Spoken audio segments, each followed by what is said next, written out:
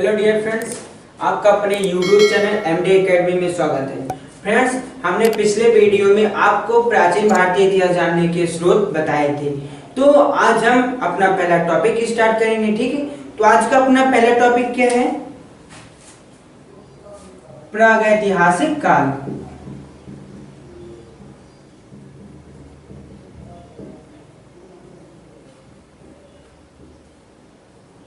इसके अंतर्गत हमने जो भी आपको स्रोत बताए थे, जैसे कि इसके अंतर्गत हमने पहला स्रोत बताया था अपना, क्या बताया था? पूर्व पाषाण काल, दूसरा मध्य पाषाण काल और तीसरा नव पाषाण काल। तो हम इसके अंतर्गत पहला अध्ययन करेंगे पूर्व पाषाण काल। क्या अध्ययन करेंगे? पहला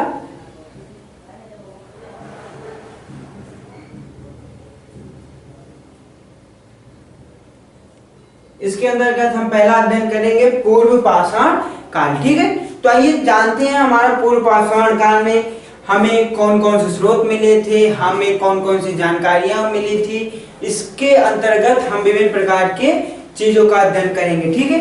तो आइए जानते हैं हमारा जो पूर्व पाषाण काल है, इसके अंतर्गत सबसे पहले हमें 4 प्रकार के औजार मिले थे। क्या मिले थे? सबसे पहले 4 प्रकार के औजार। आइए जानते हैं वो 4 प्रकार के औजार क्या क्या थे।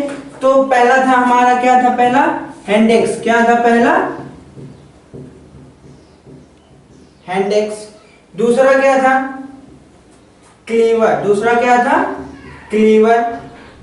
तीसरा क्या था हमारा? तीसरा था हमारा फ्लीवर। क्या था तीसरा? फ्लीवर। और हमारा चौथा क्या था? चापर। चौथा क्या था? चापर, ठीक है। तो पूर्व पाषाण काल में सबसे पहले हमें इन 4 प्रकार के औजार प्राप्त हुए थे। तो पहला है हैंडेक्स, दूसरा है क्लीवर, तीसरा है फ्लीवर और चौथा है हमारा चापर। तो अब जानते हैं जो 4 प्रकार के औजार मिले थे, हम इनके माध्यम से क्या, यानी कि ये जो 4 प्रकार के औजार थे यह किस काम में उपयोग किए जाते थे, ठीक है। तो जो हमारा पहला हैंडेक्स, क्या है पहला? हैंडेक्स। तो पहला जो हैंडेक्स है यह शिकार के लिए काम आता था। पहला क्या है? हैंडेक्स। तो हैंडेक्स शिकार करने के लिए काम आता था। फिर उसके बाद क्लीवर, फ्लीवर और चापर, ये तीनों मिलकर शिकार, पहला है शिकार करने के लिए और ये तीनों मिलकर काटने के लिए काम में आते, काटने के काम में आते थे। किसके? काटने के, ठीक है। तो हमें पूर्व पाषाण काल में पहले 4 प्रकार के औजारों की प्राप्ति हुई थी, यानी कि हमने 4 प्रकार के औजार प्राप्त किए थे। तो 4 प्रकार के औजार में पहला जो है हमारा हैंडेक्स। इसमें सबसे पहले हमने हैंडेक्स से हम शिकार करते थे और उसके बाद जो हमारा क्लीवर, फ्लीवर, चापर है, इसके माध्यम से हम काटते थे। क्या करते थे? इसके माध्यम से हम काटते थे, ठीक है। तो अब जानते हैं दूसरा क्या है हमारा, हमने इसके माध्यम से, तो जो हमारा दूसरा क्या है? सबसे पहले जो हमारा हैंडेक्स, क्लीवर, फ्लीवर और चापर है, इसका सबसे पहले प्रमाण सोहन नदी घाटी से मिला था। कहां से? सोहन नदी घाटी से, ठीक है। फिर उसके बाद कहां से मिला था? पाकिस्तान के सोहन नदी घाटी से, जैसा हमने पहला बताया। दूसरा हमारा है मध्य प्रदेश के नर्मदा नदी घाटी से। दूसरा क्या है? मध्य प्रदेश के नर्मदा नदी घाटी से। और तीसरा हमारा राजस्थान के लूनी नदी घाटी से। कहां से? लूनी नदी घाटी से, ठीक है। तो अब जानते हैं हमारा चौथा क्या? तो चौथा हमारा इलाहाबाद के बेलन नदी घाटी से इन 4 प्रकार के औजारों के स्रोत प्राप्त हुए थे, यानी कि इन 4 प्रकार के औजारों की जानकारी हमें मिली थी। तो आप जानते हैं कि सबसे पहले जो हड्डी की बनी हुई प्रतिमा है वह कहां से मिली थी? सबसे पहले पूर्व पाषाण काल में हड्डी की बनी हुई प्रतिमा इलाहाबाद के बेलन नदी घाटी से मिला था, ठीक है। तो सबसे पहले हड्डी की बनी हुई प्रतिमा इलाहाबाद के बेलन नदी घाटी से हमें प्राप्त हुई थी। और उसके साथ ही जो हमें सबसे पहले मानव नर कंकाल का साक्ष्य वह कहां से मिला था? तो हमारा जो मानव नर कंकाल का साक्ष्य है यह दक्षिण भारत की कृष्णा नदी घाटी से। कहां से फ्रेंड्स? यह दक्षिण भारत के कृष्णा नदी घाटी के पलवरम नामक स्थान से मिला था। कहां से?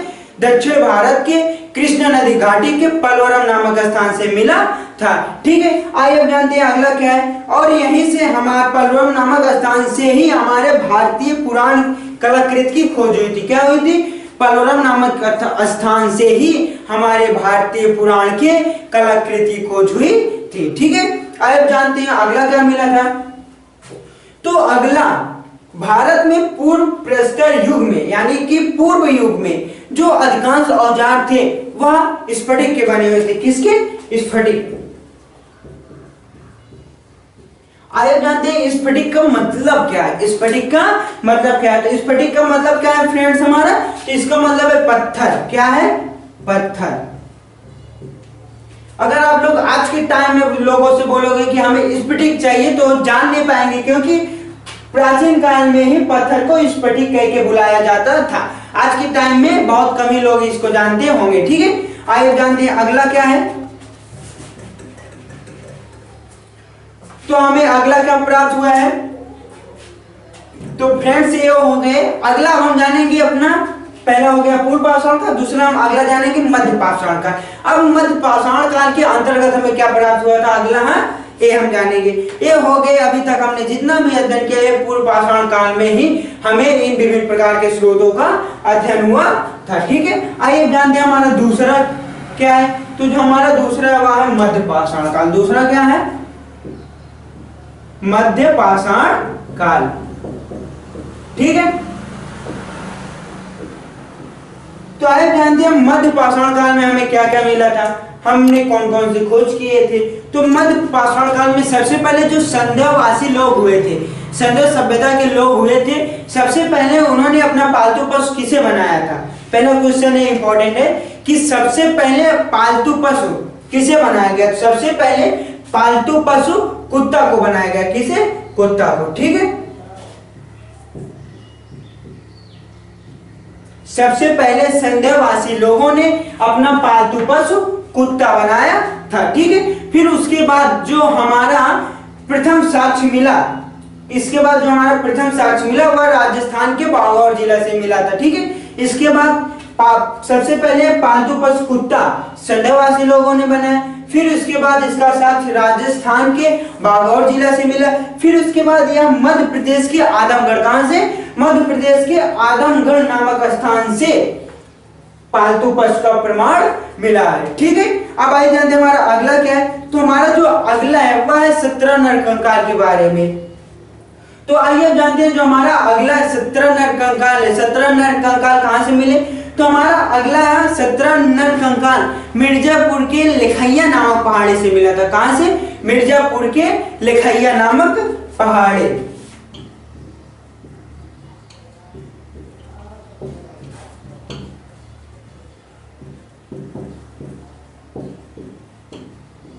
ठीक है फ्रेंड, क्या मिला था यहां से? 17 नरकंकाल। 17 नरकंकाल मिर्जापुर के लिखैया नामक पहाड़ी से मिला था। आइए जानते हैं हमारा अगला क्या है। तो अगला है हमारा भीमबेटका गुफा। क्या है? भीमबेटका गुफा। क्या भीमबेटका गुफा कहां पर स्थित है? तो यह मध्य प्रदेश में स्थित है। कहां पे? मध्य प्रदेश में। मध्य प्रदेश की राजधानी भोपाल। क्या है मध्य प्रदेश की राजधानी? भोपाल। हमारा जो भीमबेटका गुफा है मध्य प्रदेश की राजधानी भोपाल में स्थित है। ठीक है, इसे शैल गुफा भी कहा जाता है। भीमबेटका को क्या कहा जाता है?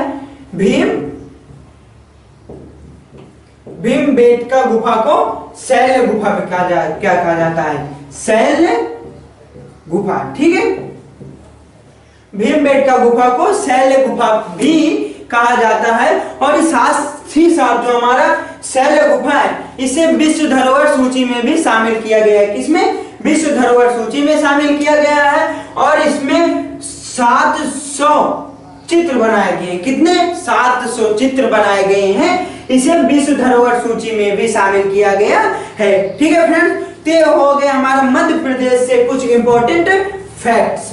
आइए अब जानते हैं हमारा तीसरा क्या है फ्रेंड्स। तो हमारा जो तीसरा है वह नवपाषाण काल है। तीसरा क्या है हमारा? नवपाषाण काल। ठीक है, आइए जानते हैं अपना तीसरा हो गया अपना नवपाषाण काल। नवपाषाण काल। आइए जानते हैं कि नवपाषाण काल से क्या क्या लेकर हमारे भारतीय इतिहास में सहयोग किया गया है, क्या क्या खोज किए गए हैं नवपाषाण काल में। तो सबसे पहले जो हमारा झोपड़ी का प्रमाण है, सबसे पहले झोपड़ी का प्रमाण कहां से मिला था? ये पहला जानते हैं, पहला टॉपिक नवपाषाण काल के अंतर्गत। तो हमारा जो पहला है टॉपिक नवपाषाण काल के अंतर्गत झोपड़ी का प्रमाण कहां से मिला? तो झोपड़ी का प्रमाण बिहार के चिराग नामक गांव से मिला था। कहां से? बिहार के चिराग नामक गांव। बिहार के कहां से? चिराग नामक गांव। ठीक है, चिराग नामक गांव सबसे पहले झोपड़ी का प्रमाण मिला था। ठीक है, अब जानते हमारा दूसरा क्या है। तो दूसरा हमारा है जो कृषि का साक्ष्य है, वह कृषि का साक्ष्य कहां से मिला था? कृषि का प्राचीनतम साक्ष्य कहां से मिला था? तो यहाँ मेहरगढ़ से मिला था। कहां से मिला था? मेहरगढ़।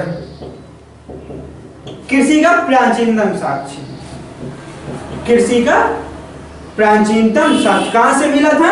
मेहरगढ़ से। ठीक है, आइए जानते हैं उसके बाद जो हमारे भारतीय उपमहाद्वीप में कृषि का प्राचीनतम साक्ष्य है वह और कहां से मिला था? तो यह संत कबीर नगर लहुरा बस्ती नामक स्थान से मिला था। दूसरा कहां से मिला था? संत कबीर नगर लहुरा बस्ती नामक स्थान से मिला था। ठीक है, तो ये हो गए। आइए जानते हैं इनमें तीसरा हमारा इंपॉर्टेंट फैक्ट क्या है।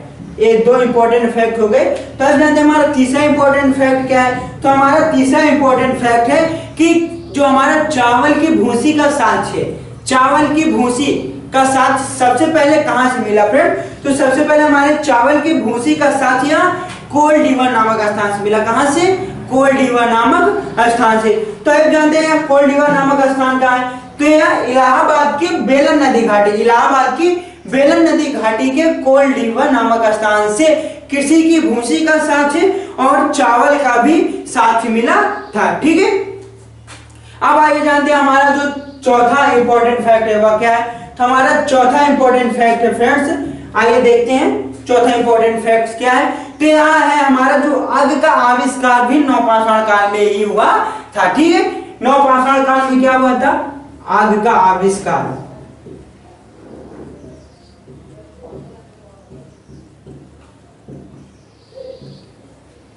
आग का आविष्कार भी नवपाषाण काल में ही हुआ था। ठीक है, आइए जानते हैं अपना पांचवा इंपॉर्टेंट फैक्ट क्या है। तो फ्रेंड्स इसमें हम इंपॉर्टेंट फैक्ट को ही ध्यान में रखकर पढ़ाई कर रहे हैं। ठीक है, आइए जानते हैं हमारा पांचवा इंपॉर्टेंट फैक्ट क्या है। तो जो हमारा पांचवा इंपॉर्टेंट फैक्ट यह है, मनुष्य ने सर्वप्रथम किस धातु का प्रयोग किया था।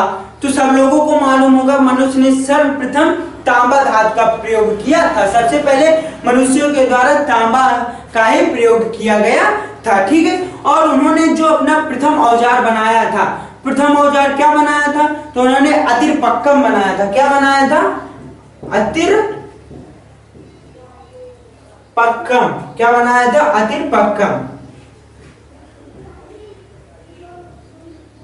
तो ये जानते हैं हम इसका मतलब क्या है। अतिपक्कम का मतलब क्या है? इसका मतलब है कुल्हाड़ी। क्या है इसका मतलब? कुल्हाड़ी। ठीक है, अतिपक्कम का मतलब क्या है? कुल्हाड़ी। प्रेजेंट टाइम में जो यूज किया जाता है। ठीक है, तो ये हो गए फ्रेंड्स हमारे कुछ इंपॉर्टेंट फैक्ट्स प्रागैतिहासिक काल से। इसके अंतर्गत हमने पूर्व पाषाण काल, नवपाषाण काल और मध्य पाषाण काल का अध्ययन किया, उसके विभिन्न प्रकार के स्रोतों को जाना। तो फ्रेंड्स आज के वीडियो में इतना ही। अब हम कल के वीडियो में जानेंगे हमारा अगला क्या था। तो कल के वीडियो में हमने पहले इसको जाना, अब कल के वीडियो में क्या जानेंगे हम? आदि ऐतिहासिक काल। ठीक है, मैं आशा करता हूं कि मैं जितना आप लोगों को अपनी जानकारी शेयर करता हूं आप लोगों को अच्छा लगा होगा। अगर आप लोगों को हमारा वीडियो अच्छा लगा हो तो लाइक, सब्सक्राइब और शेयर न करें। और साथ ही साथ अगर आप लोगों को हमारे टेलीग्राम चैनल से जुड़ना हो तो लिंक हम डिस्क्रिप्शन बॉक्स में दे दिए हैं। ठीक है, और साथ ही साथ इसके पहले हमने इतिहास का जो इंट्रोडक्शन किया था, विभिन्न प्रकार के प्राचीन स्रोत जाने थे, उस वीडियो का भी हमने डिस्क्रिप्शन बॉक्स में लिंक को दे दिया है। ठीक है, धन्यवाद दोस्तों।